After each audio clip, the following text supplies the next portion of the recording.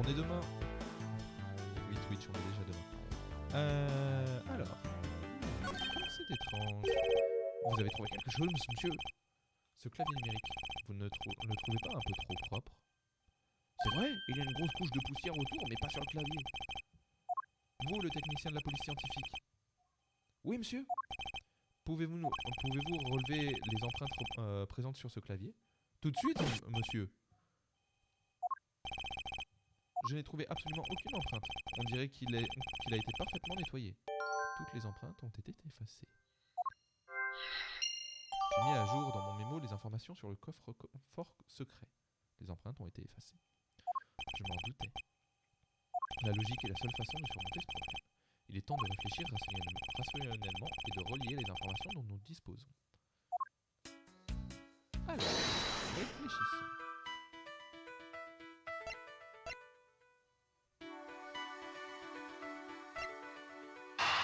Comment les deux l'assembler?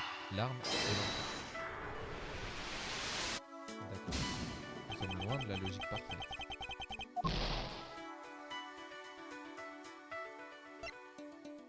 Déranger dans la lutte entre la vérité et le meurtrier.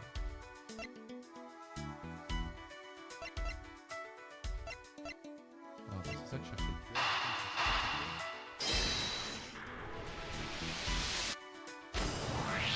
Je crois avoir découvert ce que cherchait le meurtrier. Oh, c'est toi, monsieur. Le fait que les empreintes aient été effacées du coffre suggère que le criminel a au moins tenté d'ouvrir mon coffre. La raison pour laquelle le coupable est entré par effraction est donc probablement le vol. Le mobile est-il le vol? Maintenant que je sais que le coupable voulait voler quelque chose, mes autres indices peuvent-ils me fournir plus d'informations sur le crime?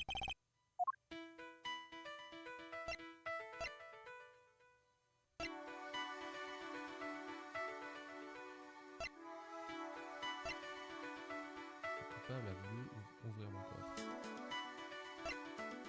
Ah, peut-être que ça n'a pas été dérangé pour ça, et que le flic... Il se peut que les dossiers éparpillés au sol ne soient pas le résultat d'une lutte entre la victime et le tueur. Oh, vous croyez que le tueur aurait pu les déranger en cherchant quelque chose? Exactement. Nous devons voir si des dossiers ont été volés. Ok, monsieur. Faites-moi confiance, je vais ranger ces dossiers mieux que dans une bibliothèque. D'accord, j'attends de voir ça. Pourquoi aller, mais il repart toujours trop tôt? Vous devez vous poser la question régulièrement, monsieur Hunter. Pleurer la mort de quelqu'un n'a jamais ressuscité personne. La seule chose que nous puissions faire, c'est de découvrir la vérité. Et donc, que doit-on faire? Comment va-t-on découvrir la vérité? Pour commencer, nous devons remettre de l'ordre dans les dossiers. Entendu, laissez-moi vous aider. Alors ce dossier va là, et ce classeur ici. Vous semblez connaître le bureau de Monsieur Hunter comme votre poche, dites donc. Normal, c'est moi qui m'occupe du ménage, mon gars. Voilà, c'est fait. Et pour éviter l'évidence, le meurtre a été commis ici. Ah, le sang sur les étagères est encore frais. Les traces de mains sur les étagères indiquent que la victime était debout quand elle a été tuée. Puis l'homme s'est effondré au sol. Puis l'homme s'est effondré au sol. Puis l'homme s'est effondré au sol, c'est ça. Tout ce sang par terre me donne la bouse. Inspecteur, je n'ai pas le temps de m'inquiéter de la fragilité de votre esprit. Ah, mais vous savez bien que j'ai horreur du sang, monsieur. Je suis certain que quelque chose cloche ici.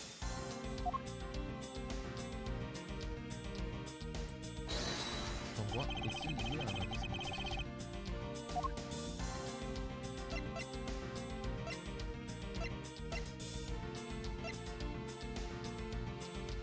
Eureka! Je ne vois pas où est le problème ici. Ouais. Vous ne comprenez donc pas? Cet endroit comporte une cohérence. Ce serait sympa d'admettre vos erreurs. Ce n'était pas une erreur. Je m'assurais simplement que vous suiviez, inspecteur. Alors, on a quoi comme indice? Le corps a été retrouvé.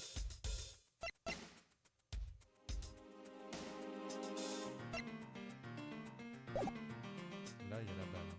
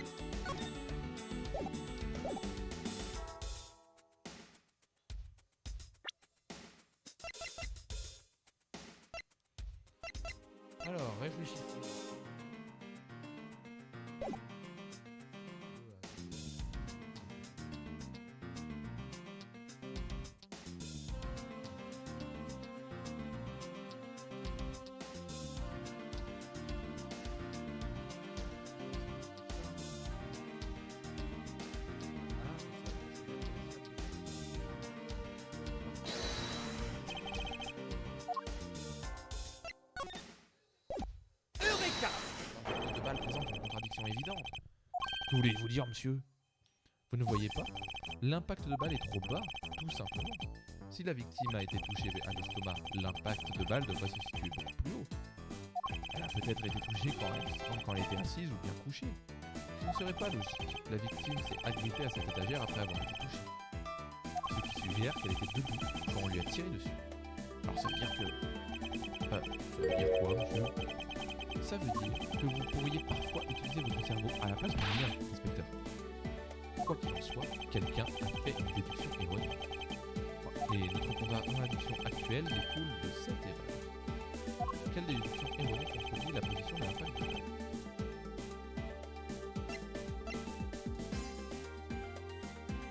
Je crains qu'il y ait un problème avec l'ordre dans l'ordre du dossier. Vous voulez dire que je me suis remis dans le mauvais ordre? Attendez, je crois que les étiquettes ont comme un problème, monsieur. Ah bon? Regardez, les dossiers qui ont été touchés commencent par le chiffre 0. Que font-ils après les dossiers 1, 2 et 3? C'est bizarre. À vrai dire, l'ordre dans lequel vous les avez disposés à l'instant est correct. Ils sont exactement comme ça dans mon image mentale. Mais les chiffres sont dans le mauvais ordre. Ces classeurs blancs sont spéciaux, c'est pourquoi ils sont rangés différents. Mais ceci nous permet de conclure que les dossiers n'étaient pas dans cet ordre au moment du crime. Ah, nous y sommes. Le tueur a sûrement fait la même supposition erronée que vous, inspecteur. Replaçons les dossiers dans l'ordre croissant et voyons ce que nous découvrons. Vous croyez qu'on pourrait remettre en place le corps comme il était avant d'être déplacé? Ils ont fini d'analyser la scène du crime. Ça ne devrait donc pas poser de problème. Si vous voulez bien, inspecteur Tective. Mes soupçons étaient fondés. L'emplacement de l'impact de balle correspond à présent. Le tueur a donc fouillé dans mes dossiers avant de tuer M. Loyal. Et puis, il les a remis par ordre croissant. Exactement. Exactement. Il a ensuite tiré sur la victime.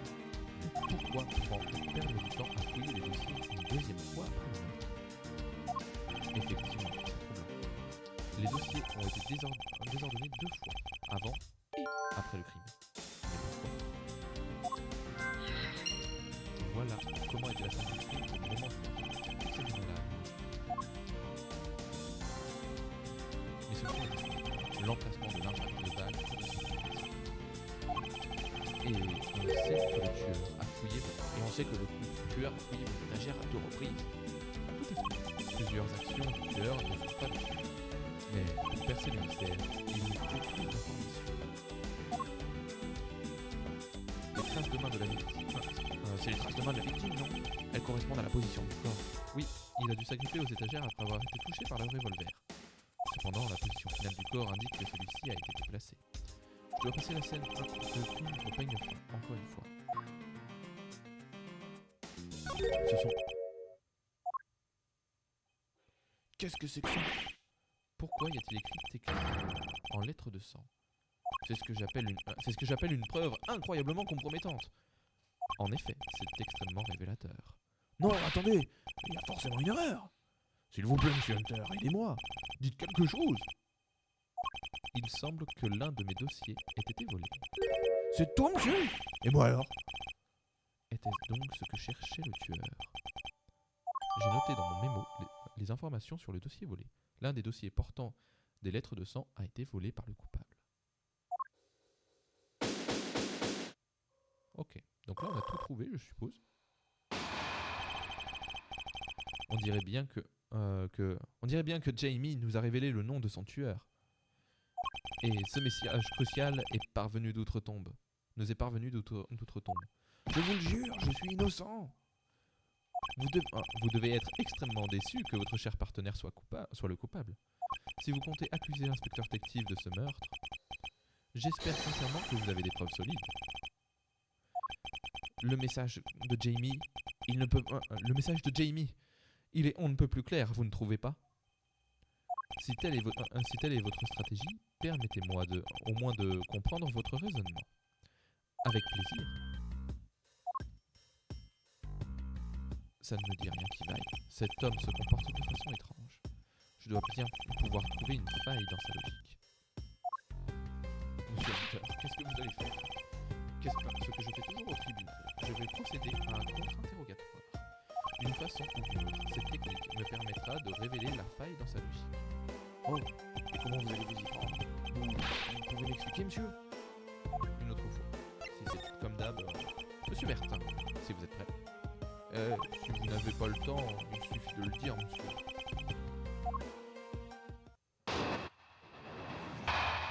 Allégation. La logique de Monsieur Bertin. Inspecteur Tective, vous avez volé l'arme de Jamie et vous l'avez tué avec. Puis, vous avez éparpillé les dossiers pour donner l'impression que vous avez commis un vol. C'est à ce moment-là que vous avez déplacé le corps de Jamie, qui était devant les étagères. Ainsi, vous n'avez pas remarqué les lettres de sang cachées par son corps. Et c'est grâce à ces derniers mots que vous serez traduit en justice. Vous prétendez que le message de la victime désigne son tueur? J'entends la voix de Jamie qui réclame l'arrestation de son meurtrier. Êtes-vous sûr d'entendre correctement, Monsieur Bertin? Il est impossible que l'inspecteur Tective soit le coupable. Je vais trouver la faille dans la logique de cet homme. Il a dévoilé avec une preuve crédible.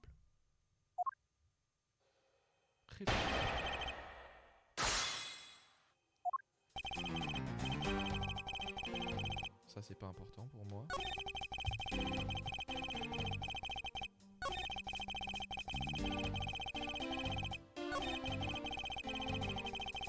Un instant. Pourquoi pensez-vous que le tueur n'a pas remarqué les lettres de sang? Eh bien, le cadavre les camouflait. Voilà pourquoi il n'a rien vu. Mais de ce que j'ai pu constater, votre inspecteur n'est pas des plus observateurs. Dites, vous vous prenez pour qui? Vous ne me connaissez pas, mon gars. Vous savez, la première impression est souvent la meilleure. Je ne peux pas vraiment lui donner tort sur ce point. Pourquoi vous me dites rien, monsieur? Vous pensez la même chose, monsieur Hunter? Malgré son manque d'observation, je doute que l'inspecteur soit le coupable. Personne n'aurait pu rater les lettres de sang et je peux le démontrer. Preuve à l'appui. Je n'aurais pas pu rêver de meilleure mise en place. Pour terminer ce match en beauté.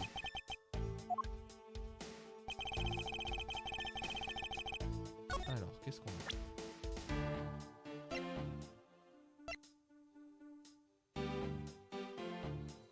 a? Objection! S'il a volé le dossier, il l'aurait forcément vu. Peut-être ne l'avez-vous pas réalisé, monsieur Bertin, mais quelque chose cloche dans votre raisonnement. Oh, vous voulez qu'on joue ça comme au tribunal? Pas de problème, j'en suis. Je vous l'avoue, je ne peux m'empêcher de trouver cela étrange. De quoi parlez-vous? Je trouve étrange qu'un procureur soit mis à mal par son propre cabinet. Qu'est-ce que vous racontez? Oh, j'ai compris, vous plaisantez. Si vous avez le temps de rire, alors vous avez le temps de regarder ça de plus près. Vous ne voyez toujours pas? Dans ce cas, je vous suggère de penser au dossier manquant. Quoi? C'est impossible. Qu'est-ce qui est impossible, monsieur Bertin? Oh, rien. Les dossiers sur cette étagère concernaient une affaire en particulier. Lorsque l'assassin est venu récupérer le dossier après avoir tué votre partenaire, je doute grandement qu'il n'ait pas vu les lettres de sang laissées sur la tranche. Objection! Peut-être que le dossier a été volé avant le meurtre. Il me semble évident que le dossier a été dérobé après que le nom a été écrit dessus. La preuve en est que les lettres manquantes dans le nom de l'inspecteur. Mais oui, un T a disparu et il manque la moitié du cas. Si l'inspecteur Tective était vraiment le coupable de cette affaire, je doute qu'il ait raté son propre nom écrit en lettres de sang sur les dossiers. Et tout particulièrement quand on sait qu'il ne supporte pas la vue du sang. Ce qui prouve... Quoi au juste? Qu'est-ce que ça implique pour le mot de la victime? Cela implique qu'il s'agit en fait d'une tentative de manipulation de la scène de crime. C'est vraiment fourbe, je n'arrive pas à croire qu'on ait essayé de me faire porter le chapeau. Je vais coffrer responsable, vous verrez. Il sort derrière les barreaux en un éclair. Alors, monsieur Bertin? C'est brillant, absolument éblouissant. Votre logique mérite une médaille d'or. Je vous remercie pour ce compliment, mais cela n'empêche pas que votre raisonnement est erroné. Bah, on ne gagne pas à tous les coups, c'est la vie. Je suis content de vous voir de si bonne humeur. Or que j'ai failli tout perdre.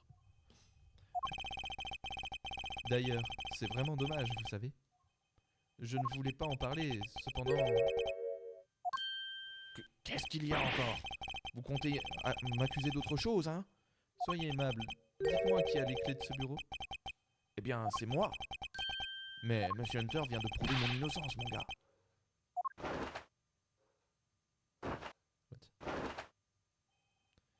C'est vrai, je reconnais votre innocence. Alors pourquoi ai-je l'impression que vous avez quelque chose à ajouter? Qu'est-ce qu'il y a? Eh bien, j'ai réfléchi. Saviez-vous qu'une autre personne possédait la clé de ce bureau? Une autre personne? Êtes-vous là? Oui, monsieur. Oui, monsieur. Qu'y a-t-il, monsieur? Auriez-vous l'amabilité d'aller chercher cette charmante demoiselle pour moi? Non, c'est pas Flavie. Une demoiselle. Elle fait partie du service de sécurité du bâtiment. Voyez-la comme un témoin essentiel. Mais sécurité? Vous avez dit la sécurité? À quoi vous jouez, mon gars? Faites pas ça! Mais qu'est-ce qui lui prend d'un coup? Ah, je doute qu'il soit nécessaire de la présenter. J'ai fait appeler mademoiselle Maggie Loiseau, membre du service de sécurité. Oh là là. Inspecteur détective, bonsoir. Maggie. Mademoiselle Loiseau est l'agent de sécurité en service ce soir. Soit. Que voulez-vous en dire? Eh bien, elle a parfaitement pu s'en servir. Je parle bien entendu du passe-partout qui permet d'ouvrir tous les bureaux de ce bâtiment. Quoi? Si vous n'êtes pas le coupable, inspecteur détective, alors la seule personne ayant eu accès à cette pièce est mademoiselle Loiseau. Comment osez-vous? Je ne me faufilerai jamais dans le bureau de quelqu'un. Absolument, je refuse de croire que Maggie puisse être le coupable, mon gars. C'est moi le coupable. Oui, tout est de ma faute. Devons-nous prendre ça pour des aveux, inspecteur? Enfin, je ne suis pas vraiment le coupable, mais ce n'était sûrement pas Maggie. Alors oui, c'est moi le coupable. J'imagine que ça ne vous pose aucun problème. Allons, ne vous emportez pas, inspecteur. Inutile d'en arriver là. Écoutez votre supérieur, inspecteur. Il voit où je veux en venir, lui.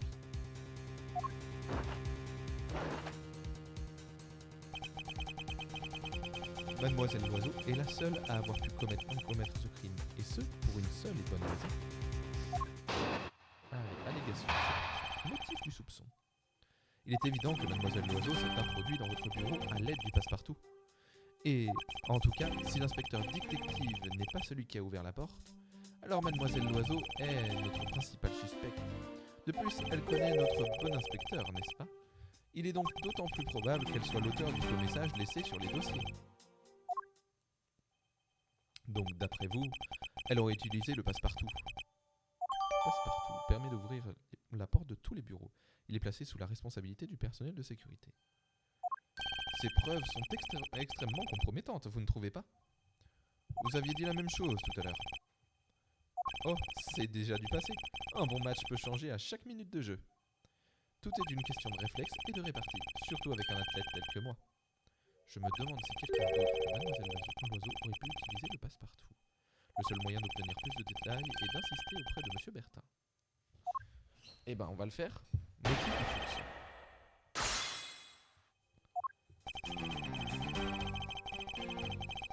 Un instant!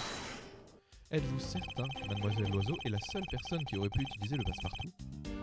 Il n'y a qu'une personne de service de sécurité présente à cette heure-ci. Et ce soir, c'est elle. Est-ce exact, Mademoiselle Loiseau? C'est, exact, mais je n'aurais pas pu utiliser le passe-partout à l'heure du crime, monsieur. Elle n'aurait pas pu? Que veut-elle dire par là? Oui, bon, passons. Ne nous laissons pas distraire par des détails sans importance. Comment ça, sans importance?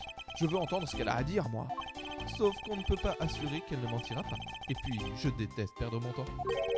Peut-être devrais-je interroger Madame Loiseau? Pas si vite, j'aimerais moi aussi entendre ce que Mademoiselle Loiseau a à dire. Une fois de plus, ce n'est pas là une pure perte de temps. Ces mensonges nous sont inutiles. C'est à moi d'en juger. Mademoiselle Loiseau, je vous en prie. J'ai réalisé que le passe-partout avait disparu vers 1h du matin, monsieur. Comment ça, disparu? Eh bien, il n'était pas dans la loge du gardien, monsieur. Le meurtrier l'a sûrement volé. Monsieur Bertin, je pense qu'il s'agit là d'un témoignage important, n'est-ce pas? Je n'arrive pas à croire que vous laissiez embobiner de la sorte. Je ne mens pas, monsieur. Je ne mens pas, monsieur. Objection! Dans ce cas, expliquez-moi ce que fait le passe-partout en votre possession. Je ne sais pas. Il est réapparu de nulle part, monsieur. Ah, voilà qui est convaincant. Comment pouvez-vous nous prouver qu'il a vraiment disparu dans ce cas? Je parie que vous aviez simplement oublié où vous l'aviez posé avant de le retrouver. Je ne perds jamais rien, je peux vous l'assurer. Quand quelque chose disparaît, c'est que quelqu'un me l'a volé. Ouais mon gars, croyez-moi, il n'y a pas plus malchanceuse qu'elle. Malheureusement, je ne peux rien conclure de ce témoignage. Je me réjouis que vous soyez de mon avis, monsieur Hunter. Mais attendez, vous n'avez toujours pas trouvé de mobile pour l'effraction de Maggie dans ce bureau. Son mobile? Nous n'avons pas déjà établi qu'il s'agissait d'un vol?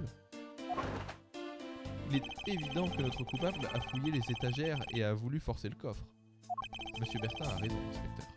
Je ne peux pas ignorer que toutes les preuves indiquent que le mobile de ce crime est un vol. Mais j'en ai assez d'être sous le feu adverse. À mon tour de contre-attaquer avec les faits. Son mobile, si l'on se fie aux étagères et au coffre, c'est sans doute le vol.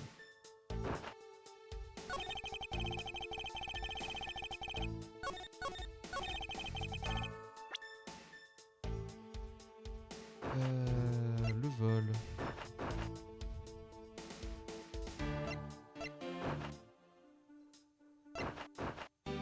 Bah oui, mais on n'aurait pas eu besoin de tuer qui que ce soit. Un instant! Je suis d'accord que le mobile du crime semble être le vol. Cependant, me voilà ravi de savoir que le grand Benjamin Hunter est du même avis que moi. Cependant, suite à l'inspection des étagères et du coffre, oh, vous faites bien de me demander mon avis à ce sujet. Serait-ce trop vous demander que de me laisser terminer ma phrase? Alors attends.